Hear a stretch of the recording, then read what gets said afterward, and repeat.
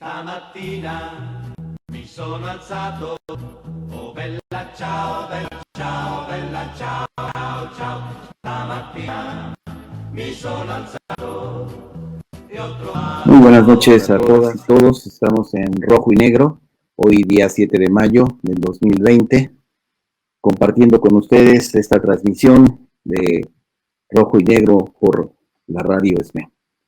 El día de hoy tenemos las cifras recién dadas por las autoridades sanitarias, en el sentido de que hay ya casi, estamos llegando a 30,000 contagios. Por desgracia se han perdido ya casi 3,000 vidas y el incremento de casos de contagio se aceleró en estas últimas horas. Solamente 24 horas tuvimos 1,892 casos. Esto es importante subrayar porque recientemente tanto la Presidencia de la República como el propio López-Gatell hablaron de que estábamos achatando la curva, ¿no? Y alguien o alguienes lo estuvieron interpretando como que la contingencia estaba a la baja y que podían relajarse las medidas de seguridad. Y bueno, pues las cifras no mienten. Es el momento que debemos de reforzar las medidas de seguridad ante esta aceleración de los casos, que no desmienten a las autoridades, pero que, como ya se había previsto, se anunció que entre el día 8 y 13 de mayo se iba a acelerar esta tendencia y que estos iban a ser los días más críticos en el ascenso de la curva de contagios en nuestro país.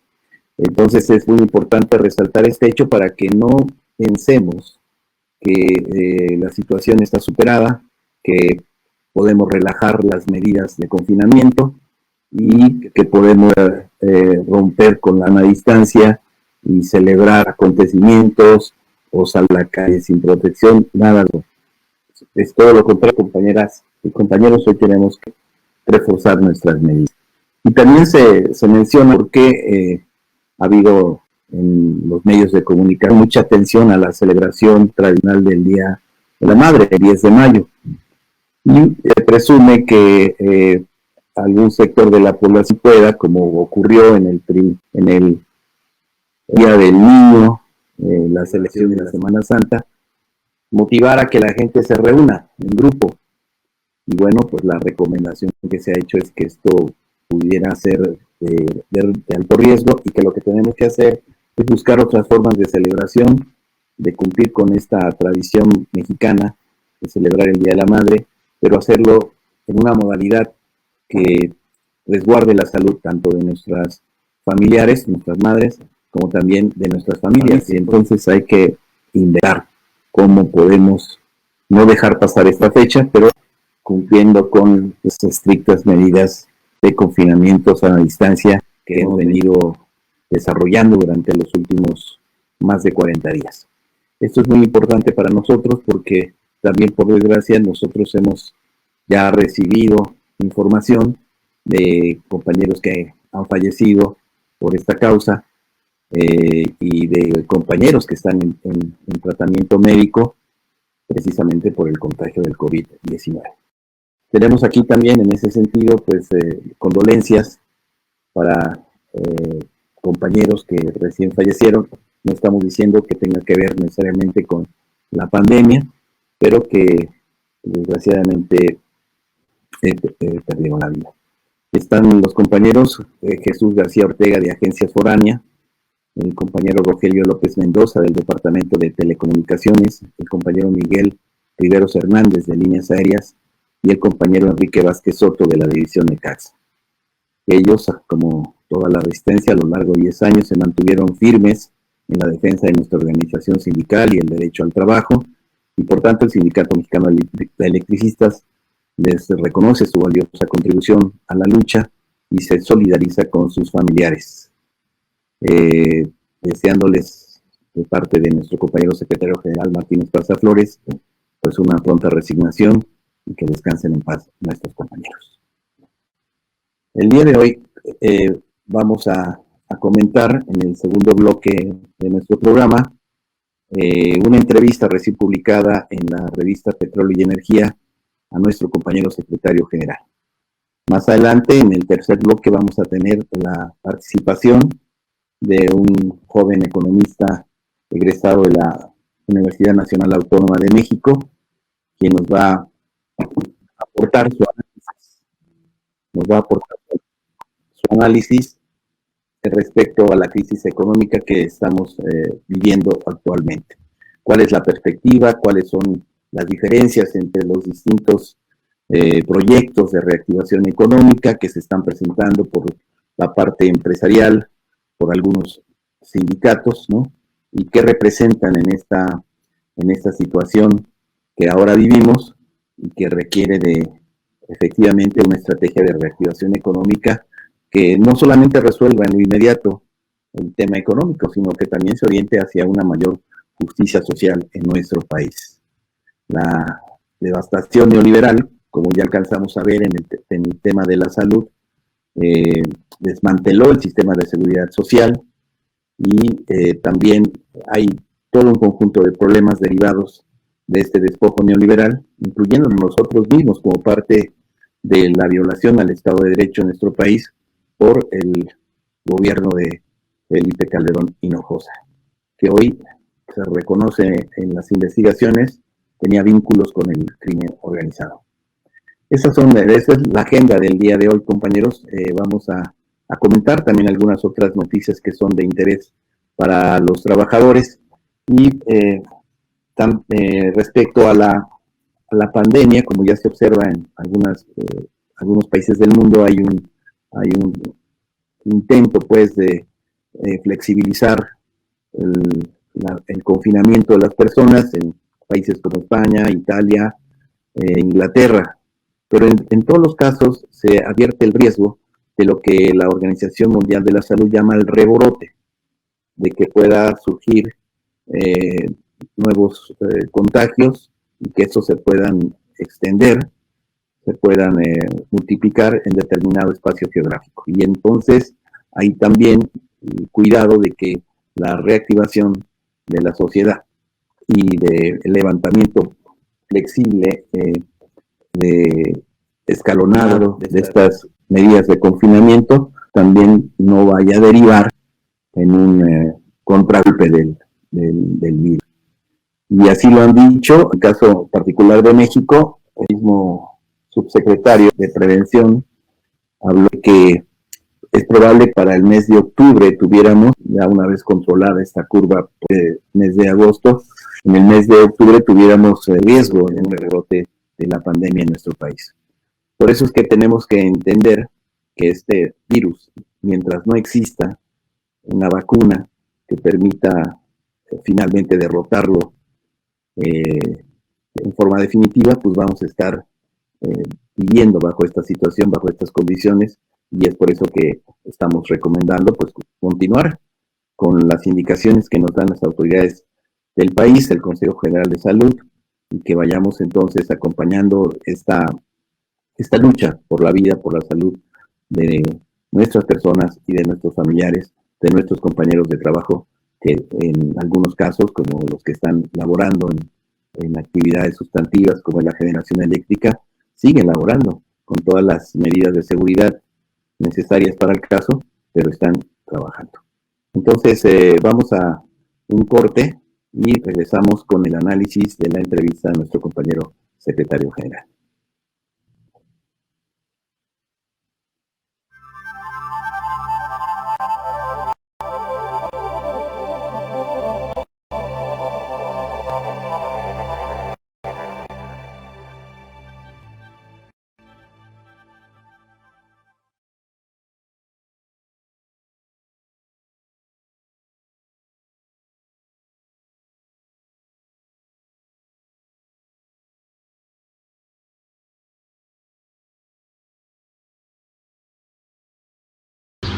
Soy vigilante, tenía 3 años y medio cuando fue la extinción de Luz y Fuerza.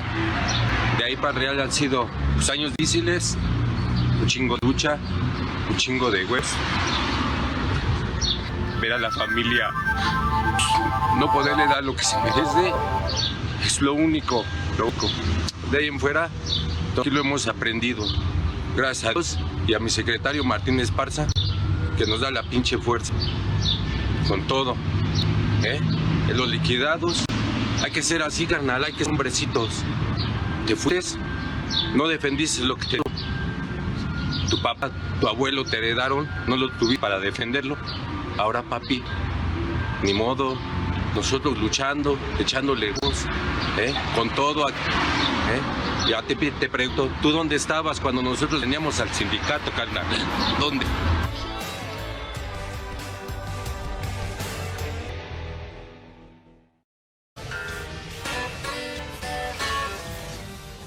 Eric Marcos Rocha Pesada, ocupando sus oficinas 5 años de edad.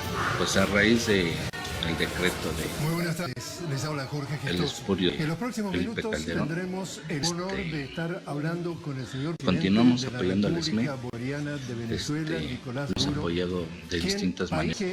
Ha sido por medio de la elaboración de HAS de los mismos usuarios en Profeco.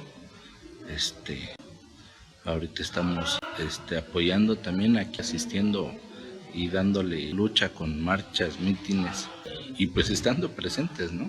Nosotros hemos sobrevivido gracias al comercio formal, gracias a mi madre que también es jubilada y está apoyándome en este aspecto. De los liquidos yo creo que es válido que ellos hicieron en su momento, es muy respetable, eso lo decidieron ahí. Perfecto, nosotros nos decidimos quedarnos, creo que también es algo muy respetable y muy honorable, pero yo creo que si ahora ellos se liquidaron, no creo que puedan venir a exigir o a pedir algo que no se merece. ¿Y tú dónde estabas cuando defendíamos al SME?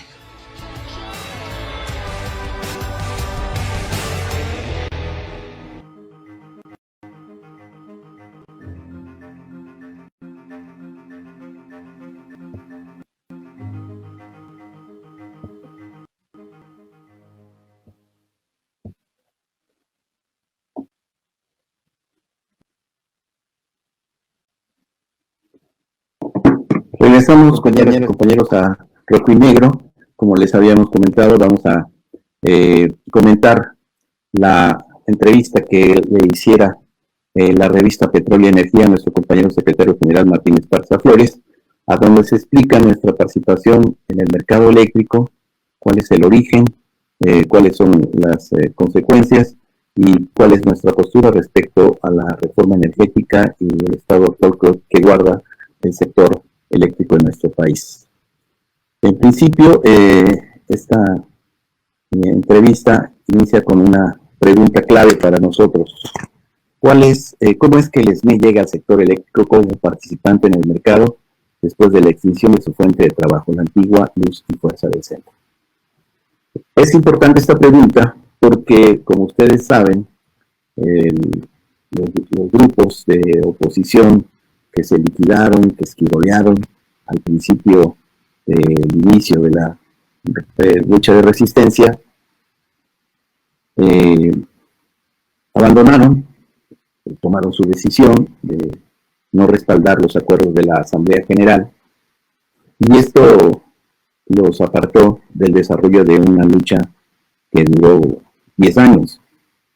Actualmente ellos dicen que ya todo estaba predestinado, que hubo acuerdos previos, de que se sabía del golpe, que hubo complicidad de parte de nosotros, de la resistencia y de la dirección en este proceso.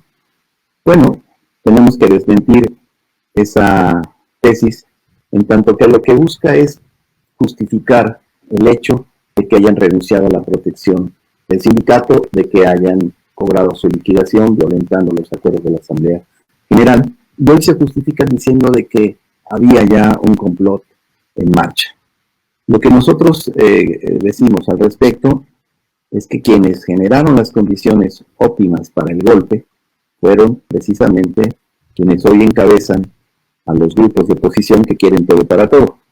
Es decir, exmiembros del Comité Central que contribuyeron al fortalecimiento de la candidatura de Alejandro Muñoz en el proceso electoral del 2009, a sabiendas de que este individuo no tenía la capacidad para dirigir a nuestra organización y que estaba conciliando intereses con el gobierno de Felipe Calderón.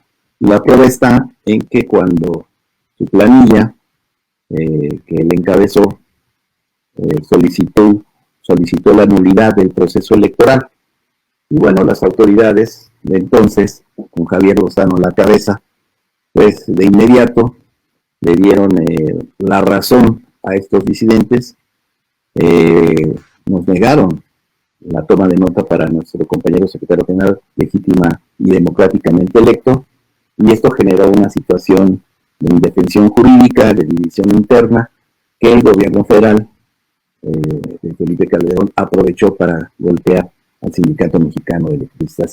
Si alguien tiene responsabilidad con el decreto de extinción, son ellos, porque ellos crearon esas condiciones a partir de una ruptura con la institución, con la Asamblea General y con la trayectoria histórica de nuestra organización. ¿Qué sucedió entonces? Nosotros recibimos el golpe, más de 28,000 se fueron a liquidar. Nosotros dimos la batalla durante muchos años por la vía jurídica. Finalmente logramos que un tribunal colegiado de circuito en materia de trabajo nos diera el derecho a la sustitución patronal. Y derivado de eso, pues es que nosotros dijimos, bueno, finalmente nos van a hacer justicia. Todos sabemos que el 30 de enero del 2013, la Suprema Corte de Justicia de la Nación revocó la sentencia que nos daba el derecho a la sustitución patronal. En esta pregunta de cómo es que llegamos al sector eléctrico, al mercado eléctrico, nuestro compañero secretario general explica cuál es el origen, la motivación del gobierno para golpear al sindicato. Avanzar en la reforma energética, avanzar en la reforma laboral y acabar con una institución de casi 100 años en ese momento y acabar con un contrato colectivo ejemplar para los trabajadores de México y de América Latina. Nos despojaron del empleo, hubo 44,000 despedidos, y nos quedamos a luchar, los 16,599 trabajadores y trabajadoras que sostuvimos la lucha, y llegamos por la vía jurídica a alcanzar el objetivo de la sustitución patronal. La Suprema Corte nos volvió a negar el derecho de trabajar en el sector público, esta vez ya en Comisión Federal de Electricidad, y nos dijo, váyanse a liquidar, no hay nada más que hacer. Y recordamos ahora recientemente el discurso de nuestro compañero secretario general a las afueras de la Suprema Corte de Justicia de la Nación cuando dijo, no hay que liquidarse, aquí nadie se raja, nadie se rinde. Y a partir de eso iniciamos, junto a los acuerdos del 4 de febrero del 2013, un camino de movilizaciones para generar una situación que permitiera abrir una negociación política y buscar una salida distinta a la jurídica, en que para el caso de México ya no teníamos una instancia superior a la Suprema Corte de Justicia a la que recurrir. Y nos dimos a la tarea de lanzar un plan de acción muy fuerte, fuimos a entregar la queja a la Comisión Interamericana de Derechos Humanos, hicimos nuestro plantón en la Secretaría de Gobernación, hicimos la caravana por el derecho y la justicia del trabajador de México hasta Nuevo Laredo, intensificamos movilizaciones en distintas regiones electricistas y finalmente abrimos una mesa de negociación con el gobierno de Enrique Peña Nieto, que derivó en un acuerdo, en la firma de un memorándum de entendimiento, mediante el cual logramos la concesión de luz y explotación de las 14 plantas hidroeléctricas de Luz y Fuerza del Centro y la entrega en propiedad de alrededor de 50 bienes inmuebles, con los que constituimos el patrimonio de nuestra cooperativa LF del Centro. ¿Qué estamos diciendo? Que en nuestro plan original no estaba considerada esta salida, es decir, que nuestra presencia en el mercado eléctrico es circunstancial, se da a partir de las condiciones objetivas que derivan en esta negociación, a partir de que se nos expulsa del sector público, primero con el decreto, después con la sentencia que revoca la otra sentencia, llegamos al mercado eléctrico. Y llegamos en condiciones difíciles porque todos sabemos que nuestras plantas de generación estaban abandonadas por la Comisión Federal de Electricidad y que tuvimos que buscar una alianza económica, mercantil, con un inversionista que pudiera poner los recursos económicos que nos permitieran echar a andar nuestra generación. Y así ocurrió y fue como nació la empresa mexicana Fénix. El acuerdo es que ellos tienen 51% de la composición accionaria y nosotros tenemos el 49%. Más sin embargo, en el tema de de cómo repartimos los dividendos de los beneficios de la venta de energía, pues nos vamos al 50 y 50%, y sabemos también que nuestra Asamblea General es la que determina el uso de esos recursos en función de los propios intereses colectivos de nuestra organización. Entonces, no hay tal plan predeterminado, no hay tal conspiración o complot previo al decreto de extinción, sino hay una complicidad de quienes se fueron, de quienes traicionaron al sindicato para generar condiciones que permitieran el golpe al Sindicato Mexicano de Electricistas. De la lucha deriva, de la resistencia ante la injusticia, ante la malograda decisión de la Corte de negarnos la sustitución patronal, deriva una negociación, fruto de la negociación, de la movilización de masas, que nos permite recuperar parte del despojo, en lo que nosotros hemos dicho que es una recuperación parcial y transitoria, que tenemos que ir por más, y es lo que actualmente estamos planteando con la campaña por la recuperación de nuestra zona y materia de trabajo en nuestro territorio ESNE. Más adelante en la entrevista se pregunta cuál es nuestra visión respecto al sector eléctrico, el papel de la inversión privada. Ahí lo que se dice es de que en las condiciones actuales se requiere de esa inversión, en tanto que la Comisión Federal de Electricidad no tiene la capacidad total para poder abastecer las necesidades de los consumidores. Y adelante también se habla de otras cuestiones que nos parecieron interesantes en la respuesta que da nuestro secretario general. En la relación capital-trabajo, dice, son tiempos para alianzas entre sindicalismos y las empresas en materia energética. Y aquí la respuesta la voy a leer porque textualmente dice, nuestra experiencia es atípica, no es inédita, no había pasado antes en la historia del movimiento sindical mexicano. Y hay una afirmación, me parece trascendente, en su compañero secretario general, cuando dice, nosotros somos partidarios de que los trabajadores sean propietarios de los medios de producción, de que parten de las ganancias de las empresas más allá de los costos contractuales de reparto de utilidades.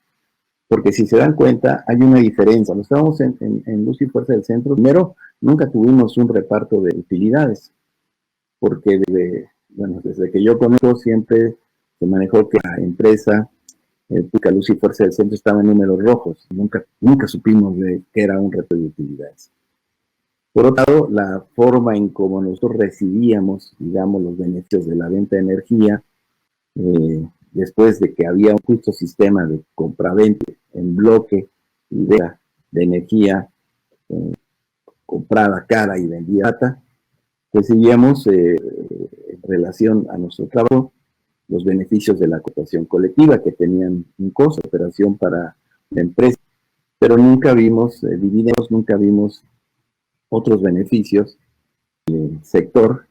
Y en el caso de nosotros, hoy tenemos los beneficios contractuales de la generadora Fénix, y aparte tenemos como propietarios sociales colectivos del 49% de la composición accionaria, tenemos también el acceso a los dividendos. Entonces esto es muy importante, que no ha ocurrido en nuestro país, que un sindicato, más allá de los beneficios propios de la contratación colectiva, tenga, además de eso, una participación en los dividendos de una empresa. Y bueno, nosotros decimos, si hay otras empresas que estén interesadas en este esquema, en este modelo, pues eso sería muy bueno para los trabajadores, pero creo que eso no es típico, seguimos insistiendo, no es de orden común que los empresarios o los inversionistas compartan con los trabajadores sus ganancias. Y nosotros lo hemos logrado a partir de la digna lucha de resistencia del Sindicato Mexicano de Electricistas. Luego se habla de cuál es el impacto de la epidemia en el sector eléctrico. Acá lo que nos dice nuestro secretario general, primero resalta el carácter estratégico del sector en la manutención de los esquemas, estrategias de contención y mitigación del virus, la importancia que tiene el suministro eléctrico para los servicios médicos, servicios de emergencia, para los servicios de seguridad. Y luego destaca también la importancia del sector eléctrico en el proceso de reacción económica que vamos a vivir en nuestro país. Es un factor determinante para la reactivación económica. En ese sentido, se puede destacar, así lo ha hecho el gobierno de la República, la importancia de la inversión pública en el sector eléctrico y es como se piensa fortalecer el sector y ese sector a su vez pueda ayudar, apoyar, respaldar la reactivación económica de nuestro país. Y finalmente se refiere al tema de los sindicatos, la cuarta T. La pregunta dice, ¿hay sindicatos consentidos dentro de la cuarta T? La respuesta dice que no tenemos esa apreciación. Todas las corrientes y confederaciones sindicales tienen hecha la interlocución con el gobierno, que esté obligado a escuchar a los trabajadores y sus organizaciones representativas, como es el caso del Sindicato Mexicano de Electricistas. Nosotros luchamos para abrir un espacio de interlocución con el gobierno, en primera instancia para cumplir con los acuerdos del memorándum de entendimiento que suscribimos en 2015, que es un conjunto de demandas que no se ha resuelto y que están en manos del gobierno resolver. En esta instancia también tenemos interrupción en función de la defensa de nuestra autonomía sindical, porque como ya se dijo en un principio, hay grupos de interés de disidentes que, al igual que hicieron en 2009, pretenden que el gobierno intervenga en nuestra vida sindical. Y por eso presentaron su demanda de nulidad del proceso electoral del año pasado, con la intención de que el gobierno intervenga tal y como hizo el gobierno de Felipe Calderón Hinojosa. Y nosotros pues tenemos que defender nuestra autonomía. Y en tercer lugar está el hecho de que nosotros estamos demandando la devolución de nuestra zona en materia de trabajo ante la Junta Federal de Conciliación y Arbitraje, en tanto existe y está vigente un convenio de delimitación de zonas que suscribimos con el SUTER en el año de 1985. Y estamos exigiendo esta devolución sobre la base de esta demanda y al mismo tiempo también la legitimidad de nuestra lucha, en tanto que fuimos despojados por un gobierno ligado al narcotráfico que violentó nuestros derechos laborales y humanos, y hoy, mediante el cambio de gobierno y un proyecto que se dice quiere renovar la justicia en nuestro país y buscar soluciones a lo que dejó la ola neoliberal, pues es importante que se tome en cuenta a los trabajadores electricistas de la resistencia y que se nos haga justicia con la devolución de nuestra zona en materia de trabajo. Y como ocurrió también la semana que recién iniciamos, que dimos la información de cómo también, desde otras perspectivas, estamos buscando la reinserción laboral de nuestros compañeros, como es en la línea de expansión sindical. ¿Cuál es entonces la importancia de esta entrevista? Pues que deja claro cuál es nuestro papel en el mercado, cómo llegamos ahí, cuál es nuestra perspectiva histórica y cuál es nuestra necesidad inmediata como organización representativa de los trabajadores electricistas en resistencia, que es el trabajo. Y en ese sentido hay todo un conjunto de demandas pendientes de resolver por el gobierno actual que tenemos que hacer valer mediante la lucha. Por eso estamos en la campaña de la devolución de nuestra zona en materia de trabajo. Por eso estamos legitimando nuestras demandas a través de la campaña ¿Y tú dónde estabas? Y también estamos dando el debate acerca de cómo se dieron los acontecimientos y sí tenemos que resaltar la importancia de nuestra lucha, sus resultados y reivindicar la solución del conjunto de demandas que están pendientes. Por eso es importante esta entrevista. Vamos a darle amplia difusión en los medios electrónicos, en las redes sociales, y les pedimos nos apoyen a eso, compañeros, porque nosotros tenemos que contar nuestra historia, tenemos que sostener nuestra posición en un debate que se está dando a nivel nacional a propósito de cuál va a ser el rumbo de la reactivación económica en nuestro país y qué papel podemos jugar los compañeros del Sindicato Mexicano de Electricistas en este contexto.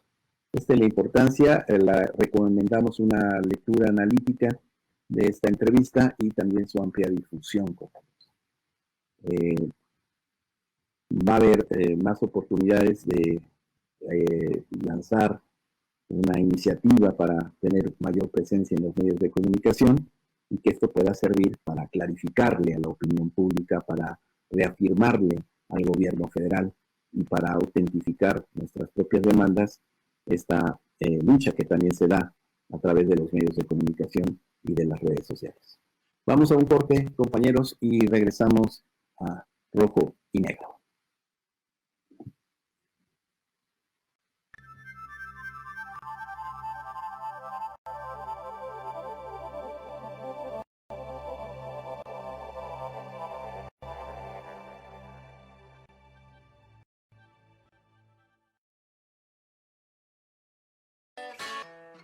Soy Braulio Hernández Guillén, del Departamento de Vigilancia, 5 años de antigüedad.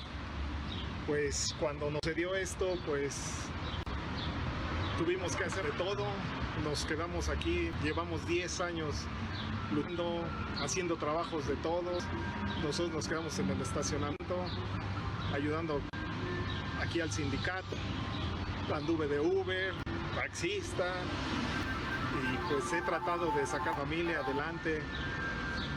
Pues la experiencia que me ha dejado esto es cañón, porque son 10 años que nunca esperamos llegar 10 años y estar peleando aún, pero yo creo que pues va a valer la pena en un futuro cercano. Con esto de la limitación de esas, yo creo que ahí el gobierno tiene que ceder un poco para tratar de componer esto, ¿no? Remediar lo que hizo Calderón, que relativamente nos dejó a muchos sin un sustento. Pues ojalá todo nos salga bien. Ahora quedamos en un acuerdo de asamblea que se liquidaba. Entonces, ¿ahora por qué? Pues quieres exigir regresar si quedamos en acuerdo de asamblea.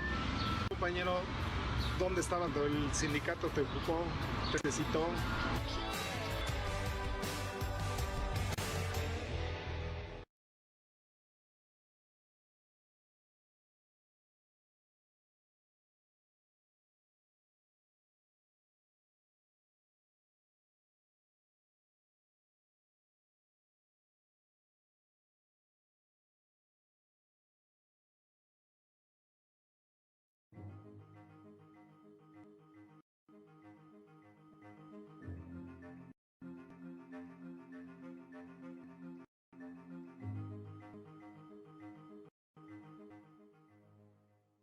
Negro, vamos a darle las gracias a los compañeros que están escuchando la transmisión, al compañero Abuelo Castillo, Manolo Gutiérrez, Pilar Esquivel,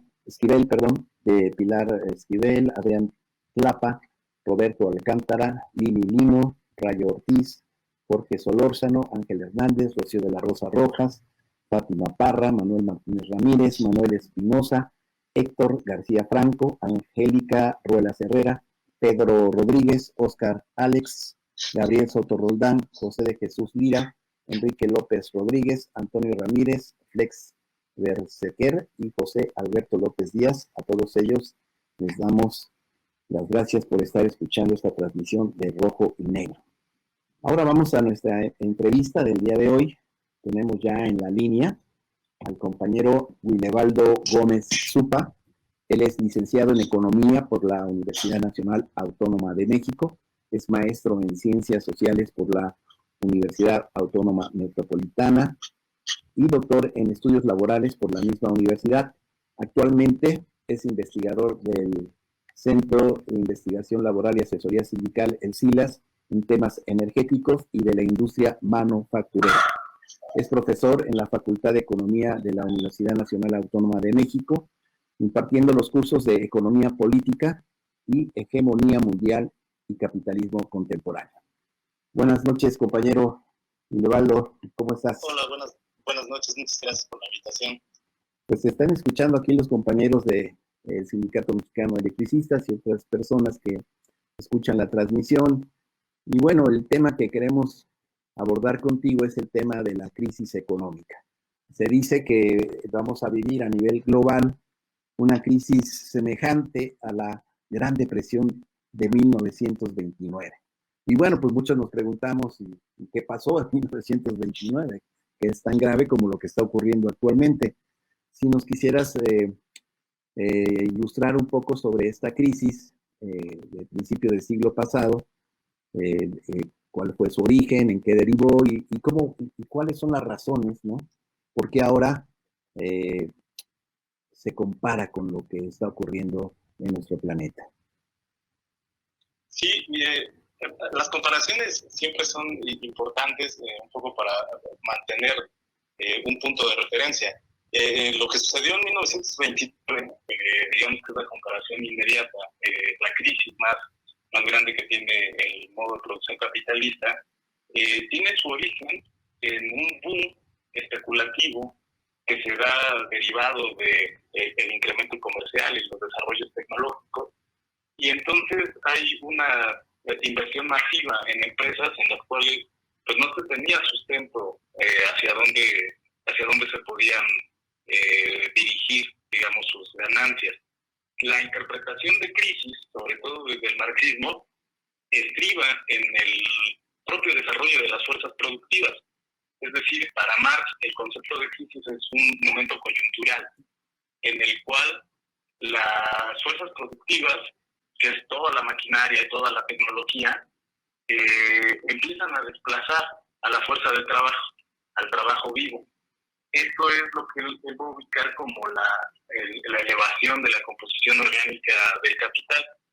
La crisis de 1929 tiene esta explicación de fondo.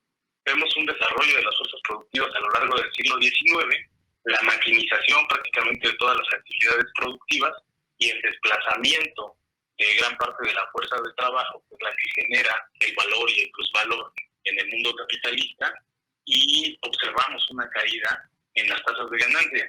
Sin embargo, siempre, aunque esto es lo que reside en el concepto de crisis, la apariencia se manifiesta pues en lo más visible, y lo más visible es donde invierten los capitalistas, y en este sentido pues son las bolsas de valores, es el sistema financiero. De tal forma que en 1929 pues hay una inversión masiva porque hay un crecimiento económico, hay un boom, que es como se le llama pomposamente estos crecimientos, y hay mucha inversión, hasta que llega un punto detonante en donde las empresas pues no pueden seguir creciendo como lo han venido proyectando, y es cuando se dan estas caídas o los famosos cracks. Eso es lo que sucede en 1929. ¿Ahí cuáles fueron las consecuencias para los trabajadores? Frente a este crack, hubo un decrecimiento económico, hubo muchas quiebras de bancos, de empresas industriales, comerciales. ¿Y cuál fue el efecto en los trabajadores? ¿Qué consecuencias hubo para los trabajadores de aquella época? Bueno, lo que sucede es que después de este crack, donde las empresas no son solventes frente a los créditos muy baratos a los que podían acceder y no pueden pagar, se declaran en bancarrota y empieza una serie de quiebras masivas, ¿no? En la economía primero estadounidense, después británica y después expande al resto del mundo, teniendo en cuenta que son en ese momento de Gran Bretaña, Estados Unidos y Francia los países más importantes del capitalismo mundial. Y bueno, el efecto en los trabajadores es devastador. Los trabajadores pierden sus empleos, pierden sus formas de sustento, pierden en muchos lados sus casas, y entonces se viene una problemática social impresionante, ya que se paraliza, aparte de que se paraliza la actividad económica, bueno, ellos se ven privados de la forma en que obtienen su sustento, ¿no? Esto va a detonar movilizaciones impresionantes que van a culminar con la llegada de gobiernos socialdemócratas que mediante la reactivación, el impulso del gasto público, van a intentar sacar, que este es uno de los aciertos en su momento que tienen las políticas keynesianas, sacar de ese estancamiento, de esa crisis, al mundo capitalista. Hubo una gran inversión pública, a lo que llaman el New Deal, el nuevo pacto social, que en base a la inversión pública procuraba también generar bienestar al estabilizar la economía. Actualmente, yo creo que el comparativo más inmediato que viene a la mente de los trabajadores es el hecho de la pérdida de empleo, ¿no? Y la pérdida de ingreso. Hay una desaceleración de la economía que, según los datos del Banco de México, andará rondando para finales del año entre un -6 hasta un -7% del Producto Interno Bruto. Esto para los trabajadores pues se va a convertir en un reto, porque la situación que estamos viviendo actualmente nos refiere que muchas personas, muchos trabajadores están perdiendo su empleo. ¿Hasta dónde podemos llegar en esta línea de crecimiento económico? Bueno, primero que nada marcar un poco los elementos diferenciales que hay entre esta crisis y la de 1929. Okay. Esta crisis puede ser incluso más severa, primero porque se conjuntan dos factores. El primer factor es interno, de la economía mundial. Venimos de procesos de estancamiento, prácticamente recesión en algunos países, un poco el caso mexicano, en donde no se crece el año pasado. El nivel de crecimiento de la economía mundial el año pasado estuvo por debajo del 2%, esto es prácticamente insignificante. Entonces hay procesos de caída de las tasas de ganancia, que es lo que mueve al capital como tal. El segundo elemento diferencial es que el punto detonante no es la especulación ahora, como sucedió un poco en 2008, como sucedió en 1929, sino es un factor que podríamos considerar exógeno, que es esta gran crisis sanitaria, y derivado de otros factores que, digamos, es en última instancia el capitalismo el que genera este tipo de supervirus, de superbacterias que hoy tanto nos afectan. En ese sentido, hoy por hoy día 7 de mayo, es muy difícil, se pueden hacer elucubraciones. Yo ahora estaba revisando algunas estadísticas. La previsión más positiva, digamos, de menos pérdida para la economía mexicana, la tiene Merrill Lynch, y Merrill Lynch estima un 3.5%. Ellos van actualizando cada 15 días estas grandes empresas que se dedican a hacer el análisis económico y las calificaciones crediticias. Lo movieron de 1.5 a perder 3.5%. Hay previsiones como la de Standard Poor's que lleva a México, el escenario de la economía mexicana, a perder en el 2020 hasta un 10% del Producto Interno Bruto. Lo que hace el Banco de México me parece que es un cálculo más o menos sensato, con base en sus estadísticas, y hace pues más o menos una media, y se sitúa por ahí entre el 3.5 y el 7%. Insisto, es muy difícil hoy preverlo, 7 de mayo, en un momento en donde no ha terminado el confinamiento, en donde sigue paralizada la mayor parte de la planta productiva. Y en ese sentido, creo que el principal problema ya se dejó ver, que es la reducción de salarios. En muchos casos, desgraciadamente, las empresas pararon, en otros casos no han parado, pero lo que hicieron fue descansar a parte de su plantilla laboral. Y entonces ahí ya tenemos una afectación en los niveles de consumo, y que tiene que ver con la sobrevivencia de las familias trabajadoras. Porque si tú el día de hoy te digo, ¿sabes qué? Tú te vas a descansar 15 días, una semana, 2 semanas, y no te voy a pagar, te lo cuento de otra forma, pues ahí hay una disminución en el caso de tu consumo y del consumo familiar. En los otros casos, cuando se mantiene la plantilla laboral, pero se empiezan a pagar salarios por el 75% o el 50%, tenemos otro tipo de afectaciones. Y esto es un elemento muy, muy tramposo que ha hecho la patronal en México, los representantes de las empresas en México, porque hasta el momento justifican esta medida diciendo, es que no hemos despedido a nadie. Sí, claro, hoy por hoy, prácticamente 6 semanas después de que inicia la suspensión de actividades, casi 6 semanas, tú puedes revisar, y sí, en muchos casos no se ha despedido, no se ha dado este tipo de despidos masivos, pero hay una contención de salario, y eso afecta directamente a las formas de vida de la clase trabajadora. En segundo lugar, cuando se abran las plantas productivas, con la paralización de la economía, pues vamos a ver pues la disminución ahí sí de las plantillas. Entonces hay una doble afectación. Primero retengo salarios o disminuyo salarios, y después de plano se vienen despidos. Hasta el momento no hay en el escenario pues ningún tipo de acuerdo en donde se garantice que no se van a despedir trabajadores de sus espacios laborales. Entonces estamos en un escenario muy complicado en donde la economía se contrae, digamos, en las versiones pues más positivas, más optimistas, se pierde un 3.5%, y eso augura que no se va a encontrar fácilmente un empleo, ¿no? Y estas proyecciones pues tendrán que ir cambiando en cuanto a la parálisis de la economía y que no logremos superar los efectos de la pandemia, o, como se dice ahora, aplanar la curva de contagios para evitar la propagación del virus. El gobierno ha tomado previsiones, digamos, para mitigar estos efectos económicos en la población, tanto en cuestiones de ingreso como en cuestiones de empleo. Lo que tú nos estás diciendo es que para el caso del empleo, digamos que hay un sostenimiento, pero que se puede prever que a corto o mediano plazo, en la medida en que se levanten la contingencia sanitaria, puedan venir una ola de despidos, ¿no? En tu opinión, ¿cómo valoras tú el esfuerzo del gobierno o las medidas que están tomando para proteger tanto el empleo como el ingreso de los trabajadores?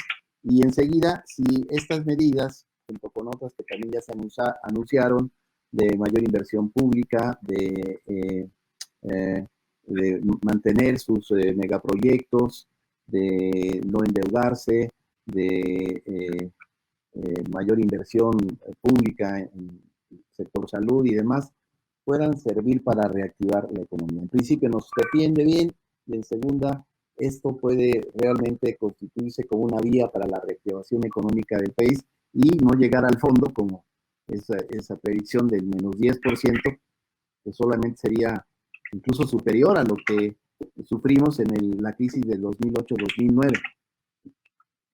Sí, bueno, el tema de las señales que ha dado el gobierno mexicano son preocupantes, porque no se observa una política activa en ese sentido. O sea, vimos a mediados de abril una declaratoria de la Secretaría del Trabajo, en donde se decía que se tenían que pagar los salarios, que se tenía que conservar el empleo, que sobre todo los apoyos iban a tratar de ser focalizados a aquellos empresarios que mantuvieran sus plantillas laborales. El gran problema es que después deja abierta otra ventana que es enorme, pero claro, en aquellos lugares donde se pongan de acuerdo, pueden llegar a otro tipo de arreglos. Y ahí, digamos, otro gran lacerante de una economía como la nuestra, que es este sindicalismo antidemocrático, que es este sindicalismo propatronal, que es este sindicalismo corporativo, bueno, pues se privilegia a los patronales porque los dirigentes, este tipo de dirigentes son de ángeles que están al servicio del proceso de acumulación del capital. En segundo lugar, el tema del gasto público resulta preocupante porque no se observan modificaciones sustanciales. Es decir, la receta es más de lo que se presentó al inicio del gobierno de López Obrador. Vamos a cuidar las finanzas públicas, no vamos a gastar de más, no se deben lograr, vamos a reducir el gasto público en áreas no prioritarias. Se determina que ciertos proyectos son prioritarios, que son los proyectos de infraestructura que han definido, como el caso del aeropuerto en Santa Lucía y el Tren Maya. No da, ¿no? Creo que estos dos proyectos no dan para generar un proceso de encarrilamiento de la economía mexicana para sacarlo. Y el otro gran problema es que gran parte de los empleos que se van a perder no están localizados en estas grandes empresas. Están realizados en las micro y en las pequeñas empresas, que es donde trabajan de 2 a 10 trabajadores y de 10 a 50 trabajadores. Esas son las empresas que muy probablemente no están en la crisis que nos presenta la pandemia del COVID-19 y que muy seguramente no van a regresar con los requerimientos que se están estableciendo. No vemos un apoyo específico a ese segmento de fuentes de empleo, y lo único que se ha ofrecido, digamos, como para resarcir, es mantener y expandir los programas de ayuda social, todos estos programas sociales que tampoco dan para reactivar la economía y el consumo. Por ese lado es preocupante las reacciones, es preocupante las propuestas que ha dado el gobierno, porque es básicamente no moverse, donde están es mantener finanzas públicas estatales que, por decirlo menos, se van a ver muy afectadas por la caída de los precios del petróleo, que significan una fuerte entrada para las finanzas públicas. ¿Cómo podemos nosotros diferenciar digamos, un pensamiento crítico que advierte de la insuficiencia en las medidas proyectadas por el gobierno? ¿Cómo poderlo diferenciar, esta crítica, del posicionamiento de los grupos de derecha y del Consejo Coordinador Empresarial, de que también plantea de que no hay suficientes medidas de apoyo a las empresas, de que es necesario el endeudamiento? Y precisamente hace unos días dieron a conocer un documento que se llama Recomendaciones para un Acuerdo Nacional, 68 ideas para México. No sé si tú conozcas este documento y nos pudieras dar tu opinión al respecto. Sí, sí lo conozco. La verdad es que es muy interesante la pregunta, porque establecer una crítica a un gobierno que para muchas personas representa un gobierno de izquierda, un gobierno progresista, suena difícil establecerle una crítica, sobre todo los miembros de la izquierda, y a veces se logra confundir con este tipo de críticas que se establecen desde otros actores sociales, como es el Consejo Coordinador Empresarial. Digamos que un elemento de diferenciación muy importante es quiénes son los actores sociales, ¿no? ¿A quién beneficia X política económica? Si nosotros revisamos estas 68 propuestas que es el Consejo Coordinador Empresarial, ellos piensan que la economía son ellos, que la economía son estos 17 magnates mexicanos que están en la lista de los 100 hombres de negocios más importantes del mundo que publica Forbes. Ellos piensan que ellos no eran la economía, ¿no? Es decir, si nosotros revisamos estas 68 medidas, no encontramos ningún tipo de apoyos. Es más, para ellos no importa el pequeño propietario, el pequeño agricultor, las personas que tienen su taller. Ahí no encontramos absolutamente nada, ¿no? Los apoyos tienen que ir a estas empresas, porque los empresarios son los que generan la riqueza. Yo creo que ahí esto es un significativo del pensamiento conservador, del pensamiento de la derecha, ¿no? Cuando nosotros hablamos, y me refiero a un sector de izquierda militante, cuando nosotros hablamos de estas críticas al gobierno, de cómo enfrentar la crisis, precisamente ponemos en el centro a estos actores sociales, a este conjunto de trabajadores que son los que producen la riqueza, que dicho sea de paso son los que van a arriesgar la vida cuando se regrese a laborar a las plantas productivas, a los espacios laborales, que van a tener que subirse al transporte público, que van a tener que transitar en las calles, que van a tener que comer en los lugares de trabajo, esto que venían haciendo, y que ellos son los que van a estar ahí al frente para reactivar este proceso. Y creo que este es un elemento diferencial a qué grupo social benefician las medidas de política económica. En ese sentido, el aeropuerto, mantenerlo como un tema prioritario, me parece que no beneficia a nadie, sobre todo cuando quien está llevando a cabo esa operación pues es el ejército, las Fuerzas Armadas del país. Cuando el Tren Maya se le entrega a Mota Engil, que es un gran corporativo que ha estado metido en temas energéticos y que ahora está generando infraestructura, un corporativo transnacional, y el segundo tramo se lo adjudica Grupo Carso, uno de los grupos empresariales que pues, se ha beneficiado muchísimo de la obra pública en los últimos 30 años. Creo que este es un elemento que nos sirve para diferenciar las críticas hacia el gobierno de cómo... ¿Qué debiera hacer el gobierno? Porque, bueno, nosotros recién que discutimos en la nueva Central de Trabajadores acerca del tema, ¿no? Observando las limitaciones de la estrategia gubernamental y las excesivas, ¿no? Reivindicaciones del Consejo Coordinador Empresarial, planteamos también desde nuestra perspectiva como trabajadores organizados en la nueva central un conjunto de medidas que seguramente conoces, entre otras la necesidad de activar el sector social de la economía, ¿no? El sector social de la economía es muy importante para la reactivación de la economía y nosotros pensamos que puede ser detonante de una reactivación también del mercado interno, considerando que tenemos una población de más de 120 millones de habitantes, que tenemos zonas agrícolas importantes que pueden abastecer el consumo de bienes, de alimentos, que tenemos una fuerza de trabajo, y como que lo que nos está faltando es un proceso de reorganización productiva, pero al mismo tiempo de redistribución de los beneficios. ¿Tú crees que sea posible introducir, en este contexto de reactivación económica, introducir cambios de fondo en el modelo económico? Sí, yo creo que precisamente momentos como estos son los que logran cambiar los escenarios, tanto nacionales como internacionales. Me parece que resolver hoy la crisis que nos va a dejar esta pandemia tiene que venir de la mano de atender y resolver los grandes lacerantes de la economía mexicana, como bien acabas de mencionar, el tema de la desigualdad. Entonces, promover una política activa que tienda a reducir la desigualdad y que tienda a dinamizar los entornos económicos dentro del país, creo que se tienen que volver fundamental, y eso significa orientar el gasto público hacia esos puntos detonantes, ¿no?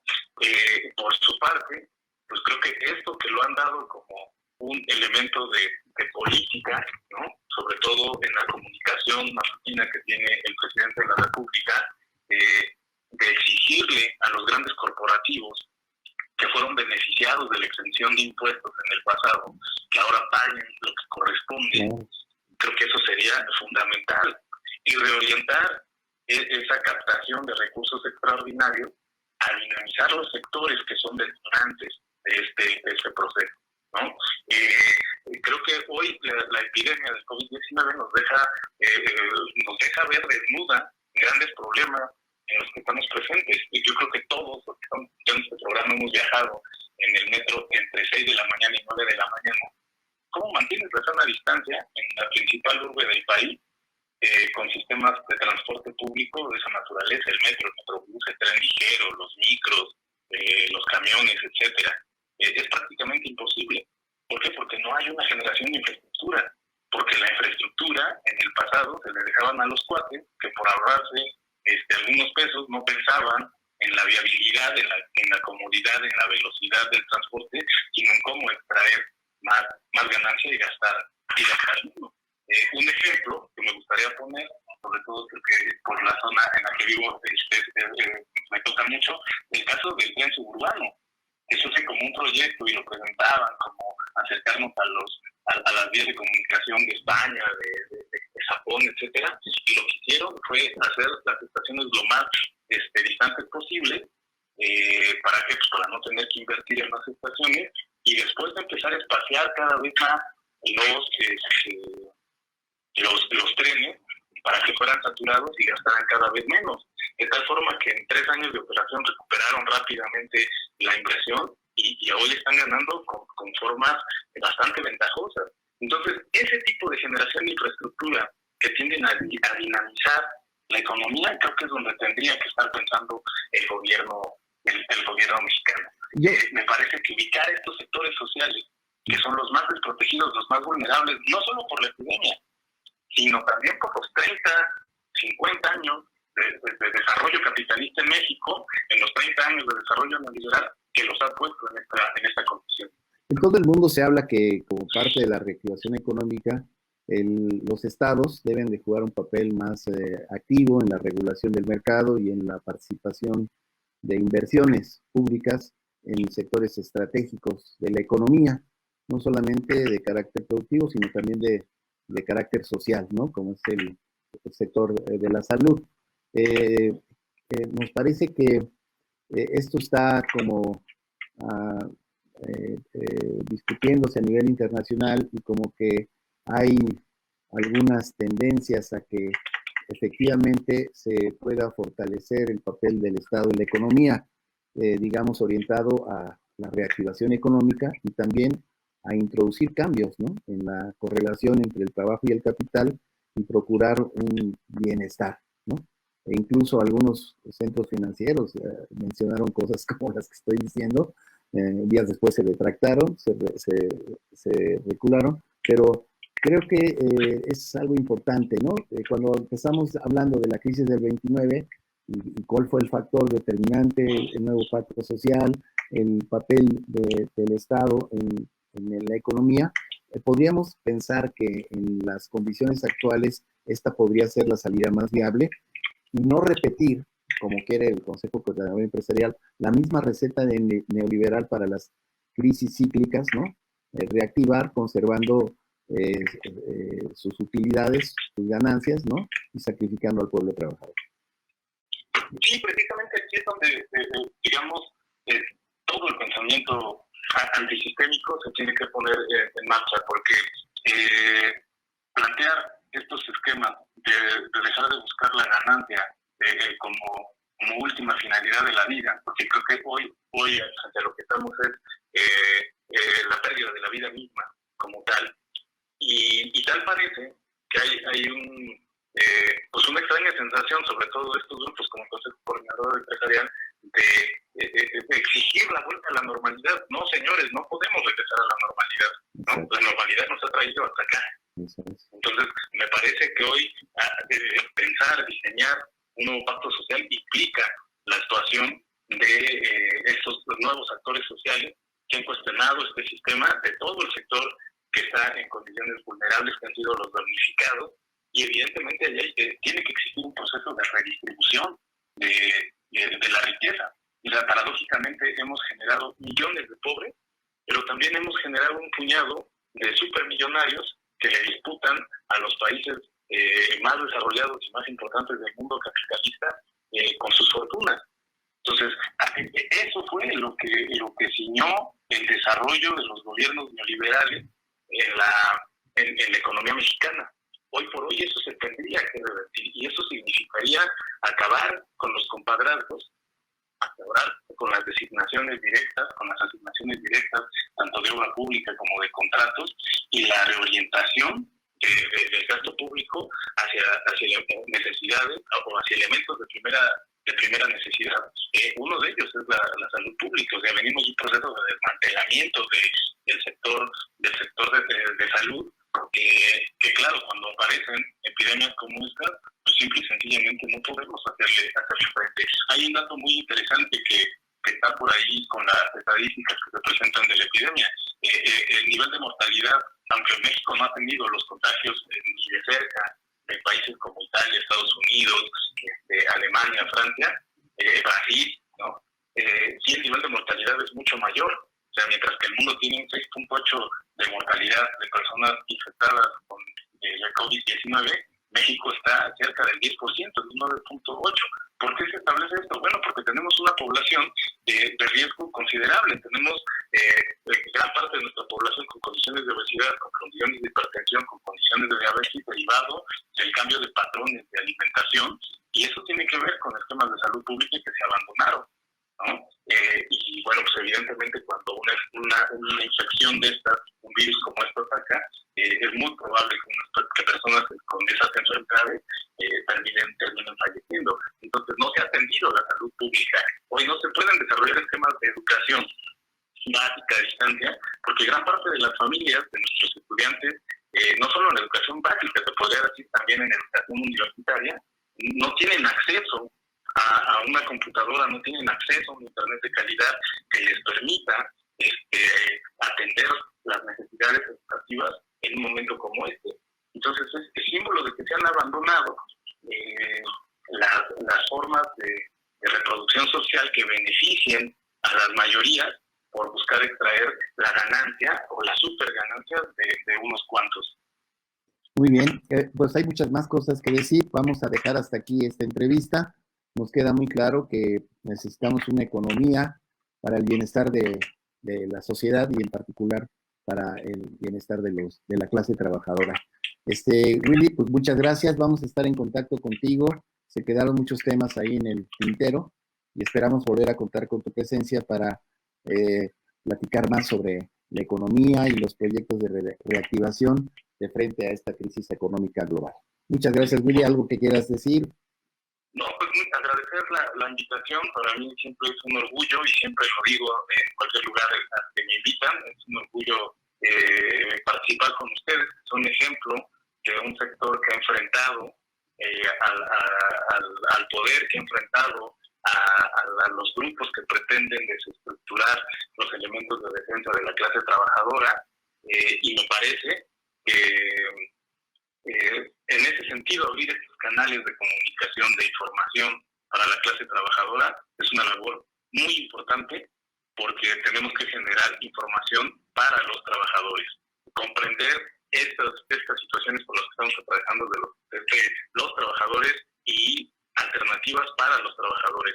Los medios de comunicación, tanto oficiales como de la iniciativa privada de los grandes consorcios, pues bueno, siempre terminan teniendo la carga ideológica del patrón, del burgués, y en ese sentido esa labor que se hace desde el SME, pues creo que es muy importante, y muchas gracias por la invitación, y por supuesto que estamos dispuestos a colaborar cuando ustedes digan.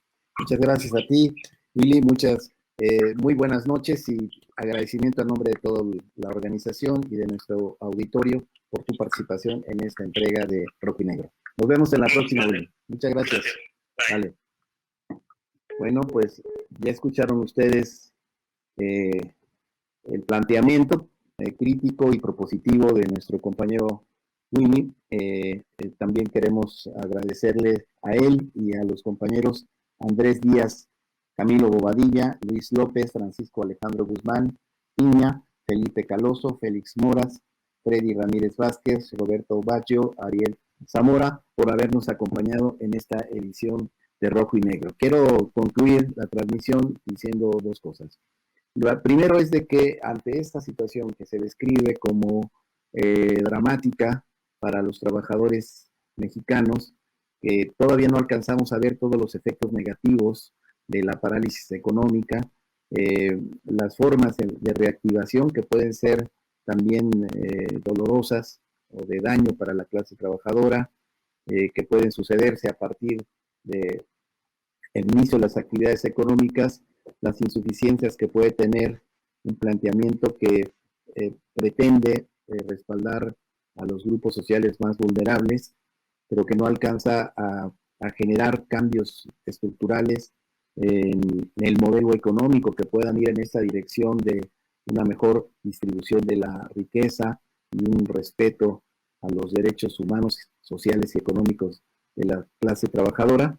En ese contexto, pues nosotros como trabajadores organizados en el Sindicato Mexicano de Electricistas, contando con una organización experimentada en la lucha, con un alto grado de cohesión interna, pues tenemos una ventaja, compañeros, porque no vamos a enfrentar las consecuencias de la crisis de manera individual, lo vamos a hacer de manera organizada como sindicato. La lucha nos ha dado a instrumentos importantes para enfrentar la contingencia económica. Tenemos participación en el sector eléctrico a través de la generadora Fénix, consecuencia de todo un desarrollo que nuestro compañero secretario general explica bien en su entrevista a la revista Petróleo y Energía. Tenemos nuestra cooperativa LF del Centro, tenemos organización, tenemos asambleas, tenemos unidad dentro de nuestra organización. Y estos factores no los tiene todo el mundo. Tenemos que reconocernos como parte de un movimiento que nos va a permitir enfrentar en mejores condiciones lo que viene. Y por eso, compañeros, hay que cerrar filas con el Sindicato Mexicano de Electricistas y sus proyectos económicos. Esto nos va a permitir salir adelante de manera unificada. Y en segundo lugar, pues como siempre terminamos durante estas transmisiones especiales que hemos diseñado para mantener la comunicación con la base electricista a través de nuestra radio SME, pues la recomendación de siempre, compañeros, sigamos las orientaciones, las disposiciones oficiales del Consejo General de la Salud, del gobierno que encabeza el presidente Andrés Manuel López Obrador. Seamos críticos, pero también sepamos defender la vida mediante una disciplina que nos permita contener y mitigar esta pandemia que está causando estragos a nivel planetario.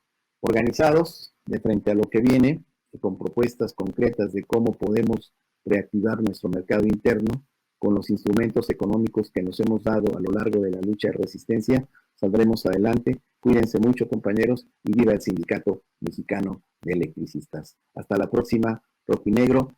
Muchas gracias al equipo técnico y muchas gracias al auditorio que nos escuchó esta transmisión. Nos vemos, compañeros.